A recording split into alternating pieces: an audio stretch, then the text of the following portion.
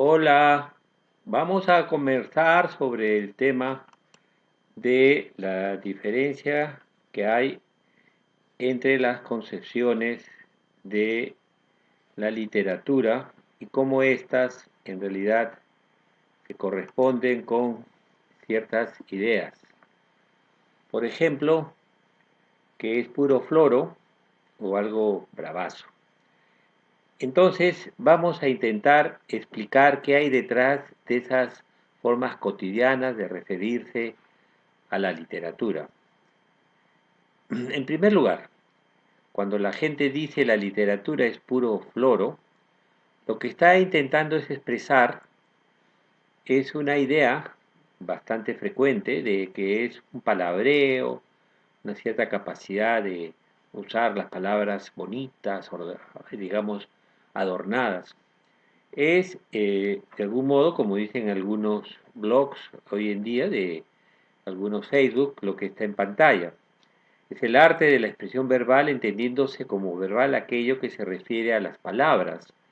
Abarca tanto textos escritos, literatura escrita, como hablados o cantados, literatura oral.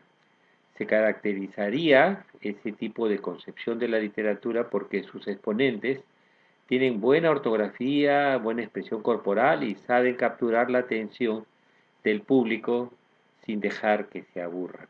Evidentemente acá tenemos ya una primera confusión que expresa una visión no tan rigurosa ni tan exacta, ¿no? La literatura oral, ¿no? Que obviamente es una práctica de tradición oral, de creación verbal oral, sobre todo en las culturas populares, tradicionales, también en la cultura digital, ¿no? La gente hace mucho ahora de ese tipo de ejercicios verbales, con imágenes, sonidos en YouTube, en Facebook, en diferentes formatos. Eso obviamente está apuntando al hecho de esa capacidad verbal de tener una suerte de idea de un lenguaje adornado que captura la atención de la gente y esa es su mayor virtud aparentemente. Por otro lado, hay quienes creen que la literatura, a partir de una experiencia de lectura, normalmente te ha marcado, te ha señalado algo, ha descubierto detrás de esa novela, de ese poema, algo que con respecto a la noción de la vida, de la existencia, te llena.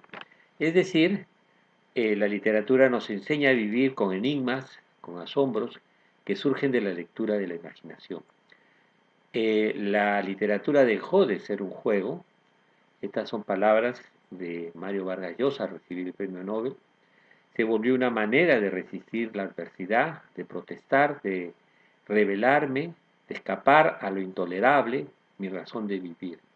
Desde entonces y hasta ahora, en todas las circunstancias en que me he sentido abatido o golpeado, a orillas de la desesperación, entregarme en cuerpo y alma a mi trabajo de fabulador ha sido la luz que señala la salida del túnel, la tabla de salvación que lleva al náufrago a la playa. Como se dan cuenta, hay muchos testimonios de gente que escribe y de escritores también reconocidos que aluden a esa experiencia singular de la lectura de un hecho literario, la experiencia crítico-literaria como una formación de nociones y de sentidos que la vida tiene.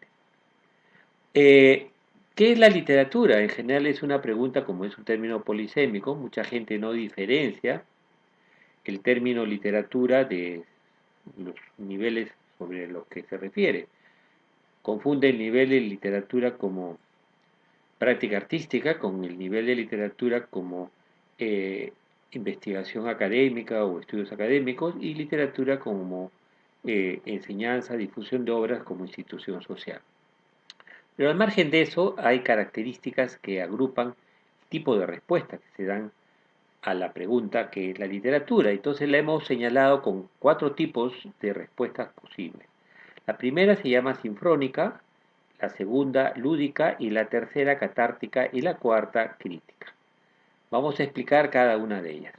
Cuando hablamos de la sinfrónica, nos referimos primero a que hay un consenso en señalar que las obras literarias reviven la sensibilidad básica del hombre a través de los tiempos. La literatura expresa suerte de sensibilidad, de de intuición básica emocional, ¿no? Ese es el enfoque sinfrónico, ¿no? Que lo ve como un ejemplo de lo que es la humanidad.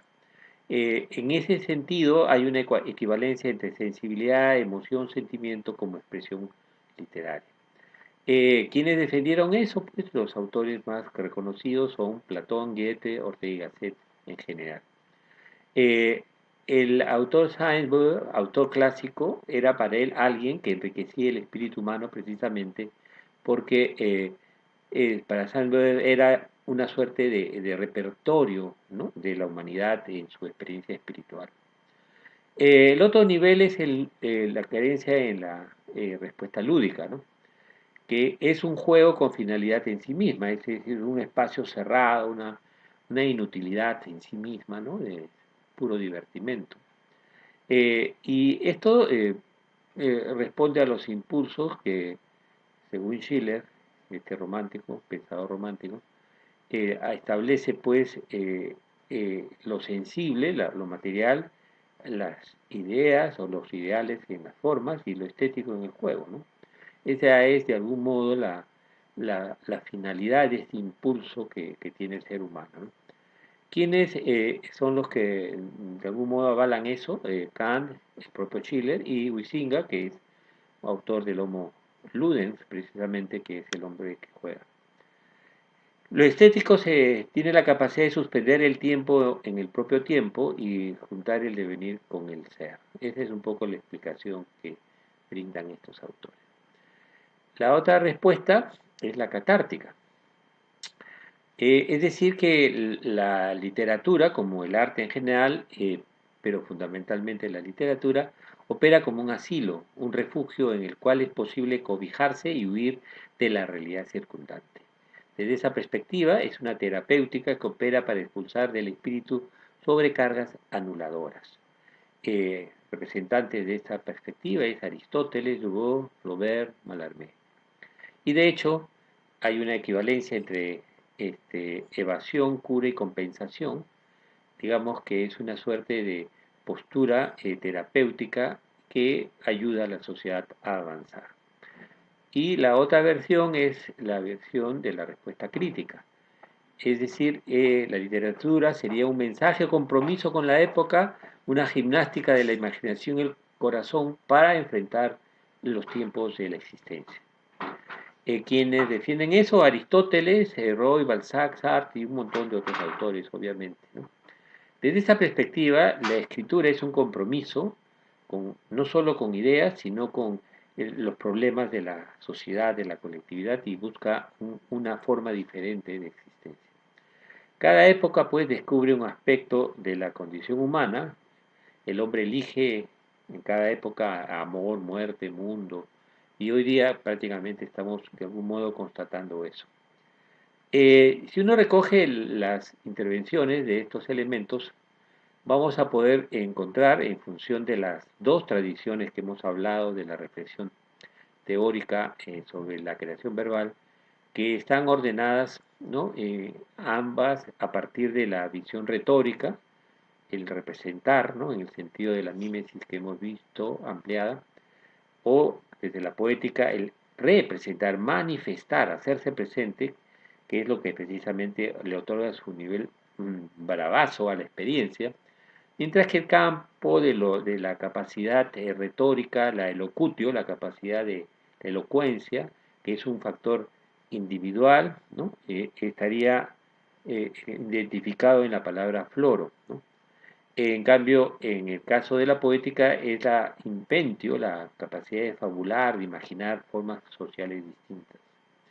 A partir de estos dos ejes de la tradición retórica y la tradición poética que viene en Occidente desde los griegos, hay pues dos maneras de definir de algún modo lo que sería pues las definiciones de literatura. Por un lado, tenemos la sinfrónica y la lúdica, que ya hemos visto, y que obviamente tendrían una característica muy peculiar, ¿no? Digamos, la retórica, totalmente alejada de cualquier intencionalidad transitiva, es evidentemente la lúdica. En cambio, la sinfónica, cuando ya cree que hay ciertos elementos del espíritu que se condensan ahí, sería pues una combinación intermedia, ya sigue siendo retórica, pero tiene un componente de poética, ¿no? Entonces, en el otro lado tenemos la catártica y la crítica. La idea de catártica implica de algún modo satisfacer los males, solucionar terapéuticamente los males, lo que implicaría de algún modo pues que hay una función social, una suerte de juego social aceptado, lo que convertiría a esa definición o a esas definiciones un poco que están entre poética retórica, su definición. La que resulta ser poética es la versión crítica, la literatura como la imaginación de formas de vidas críticas a la sociedad y al mundo. En ese sentido, tenemos acá lo que vendría una contradicción dentro de un polo, el polo retórico, y una contrariedad también entre la catártica y la crítica, así como hay entre la sinfónica y la lúdica, pero en planos distintos. Entonces, la catártica implica la sinfónica, ¿no es cierto? Y la crítica implica la lúdica, ¿no? Desde esa perspectiva hay pues una contrariedad entre la visión catártica y la lúdica, y entre la crítica y la sinfónica. Desde esa perspectiva podemos resumir esta problemática para entender la importancia de los conceptos y poder ubicarnos claramente en la problemática del análisis del discurso, en la reflexión sobre las condiciones de manifestación de lo que llamamos literatura en el mundo contemporáneo, ¿no es cierto? Y las diversas versiones, prácticas y de algún modo la actividad tan intensa que hoy día con la tecnología se ha desarrollado en la creación verbal en la cultura del siglo XXI. Esperamos que esto les sirva para la discusión en el seminario.